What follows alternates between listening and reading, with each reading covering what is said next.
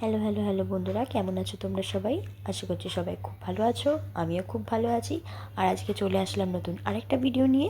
আমার গলার আওয়াজ শুনে বুঝতে পারছো যে আমার গলার আওয়াজ কতটা খারাপ, তারপরও আমি ব্লগটা কন্টিনিউ করছি। তো সেই দিনটা ছিল হনুমান জয়ন্তী। আমার বাড়ির সামনেই হনুমানজির একটা মন্দির থাকায় আমরা সন্ধেবেলা খবর পেয়ে চলে গেছিলাম সেই মন্দিরে পুজো দেখতে।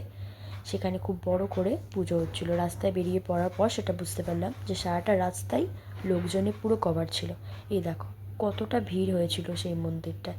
আর মন্দিরটা যখন অন্য সময় যাই এতটা সুন্দর করে সাজানো থাকে না, কিন্তু সেদিনটা গিয়ে দেখলাম সারা রাস্তা মন্দিরটা ফুল দিয়ে লাইট দিয়ে খুব সুন্দর করে সাজিয়ে রাখা ছিল।